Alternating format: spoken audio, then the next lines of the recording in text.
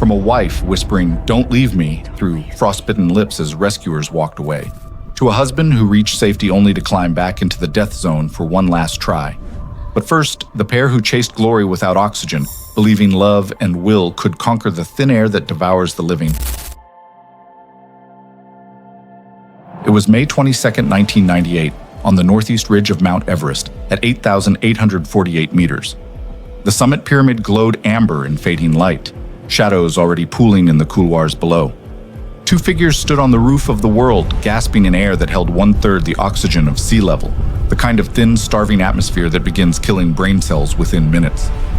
Francys Arsentiev, who had just become the first American woman to summit Everest without supplemental oxygen, and her husband Sergei, the Russian climber they called the Snow Leopard. Both couples had achieved something fewer than 200 humans had ever accomplished. But on this day, the sun was already sinking. The death zone where triumph and tragedy share the same thin air. Francys and Sergei had built their marriage around a shared philosophy. The mountain was meant to be conquered on its own terms. Supplemental oxygen, to them, diluted the achievement. If you couldn't summit breathing what the mountain gave you, you hadn't truly summited at all. Francys had carried this belief from Denali to Elbrus, always pushing toward the purest form of the climb. The warnings had been clear. On May 20th, their headlamps failed during a night climb. They turned back. On May 21st, weather forced them down after gaining only 50 meters. 2 consecutive nights spent above 8,000 meters, the altitude where the human body begins consuming its own muscle tissue. Most climbers would have descended after a single failed attempt, but Francys and Sergei tried a third time. By mid-afternoon on summit day, they had already stayed too long. The descent began in fading light, movements slowed to a crawl by oxygen-starved muscles. Somewhere in the darkness between the second step and Camp 6, they became separated. Sergei staggered into high camp alone. Before he could realize Francys hadn't arrived, he did what love demanded and survival forbade. He turned around and climbed back into the night. That was the last time anyone saw him alive. Morning of May 23rd. An Uzbek climbing team ascending toward the summit found Francys lying in the snow at 8,600 meters. She was still alive, but her face and hands had turned waxy white, the kind of frostbite that transforms living tissue into something resembling porcelain. She drifted in and out of consciousness while the Uzbeks tried desperately to revive her, attempting to drag her downhill. But at that altitude, moving an incapacitated climber is nearly impossible. The rescuers were dying themselves with every minute they stayed. They made the only choice the mountain allows. They left. Hours later, a British climber and one South African mountaineer encountered Francys during their own summit attempt. She was still conscious, still speaking. Her words came in fragments that would haunt both climbers for years. She said, "Don't leave me.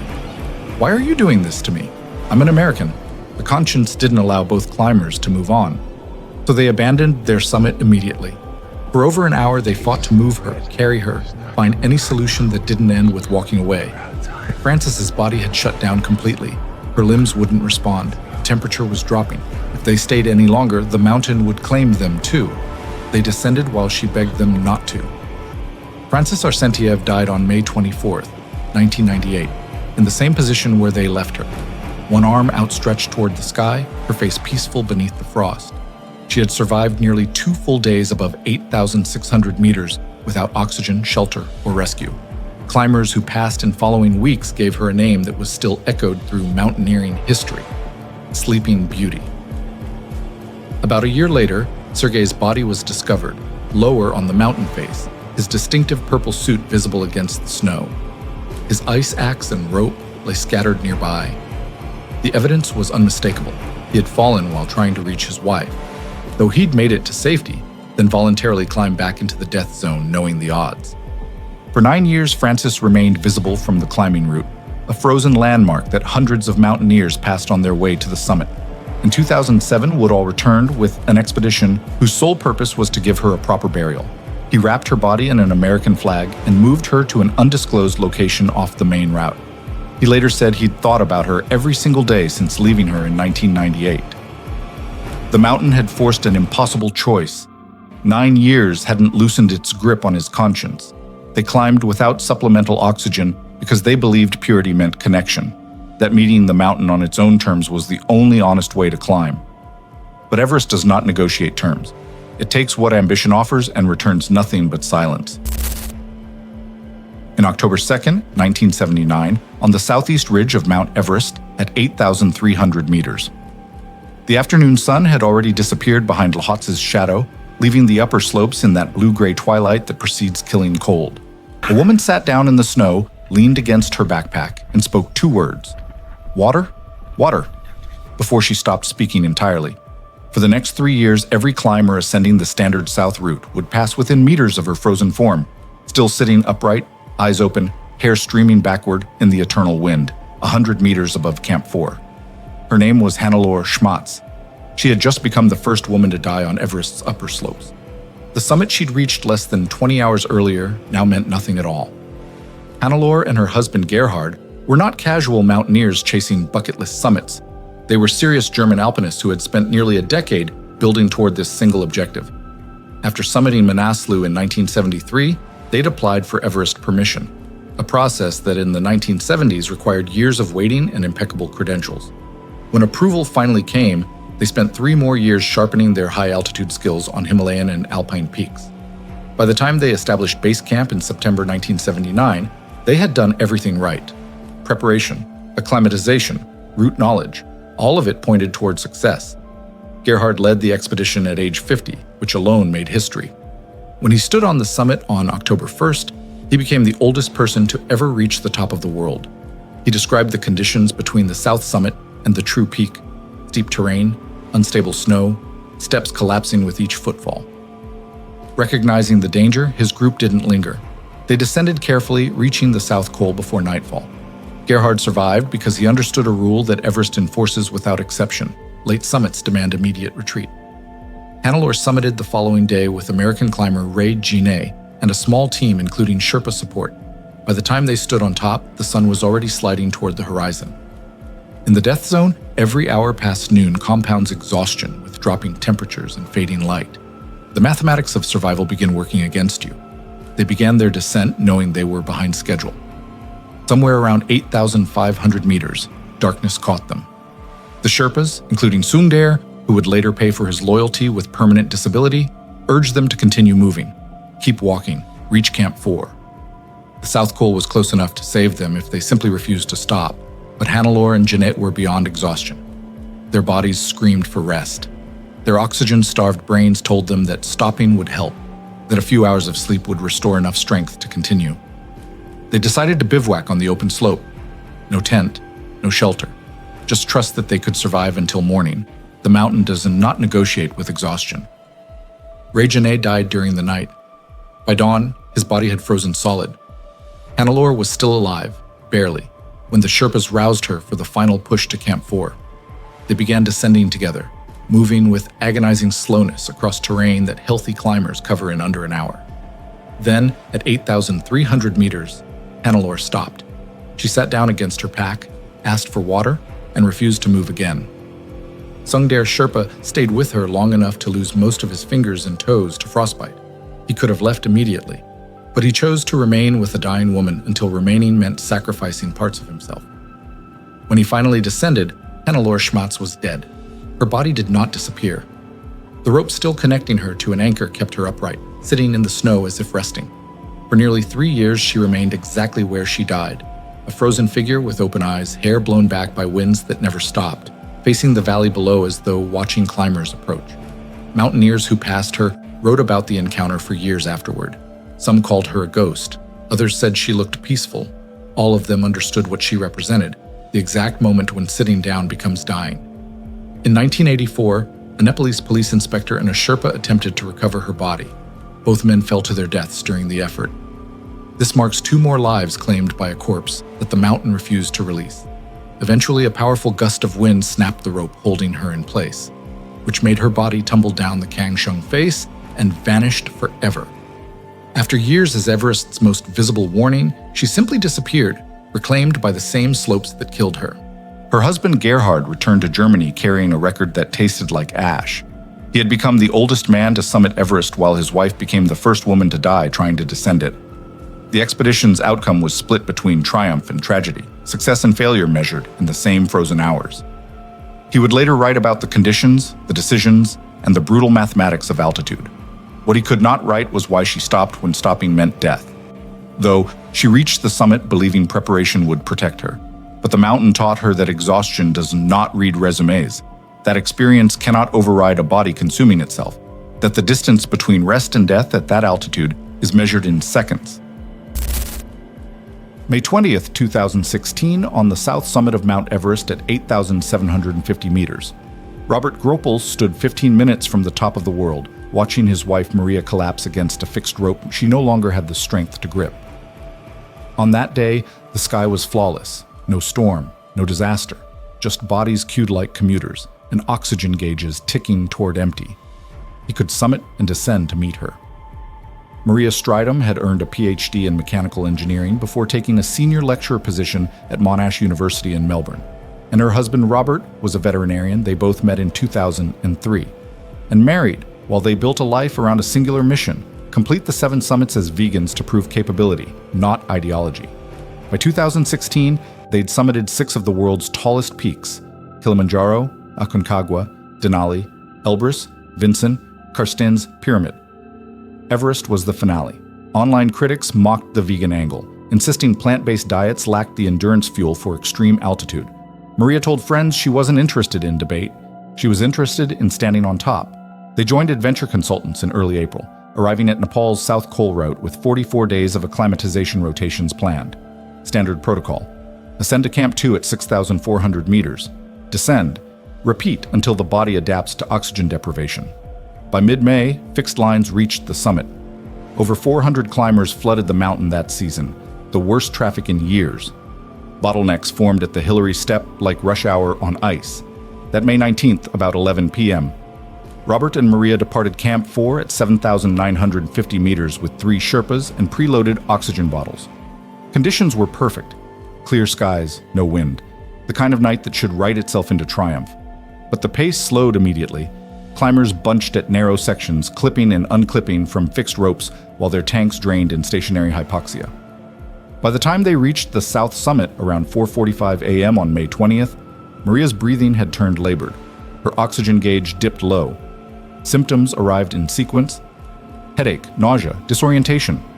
At this altitude, the brain begins swelling from oxygen starvation, and hallucinations blur the line between decision and delirium. Robert later told the Telegraph that Maria wanted to turn back, but she made a brave choice. She wasn't a quitter.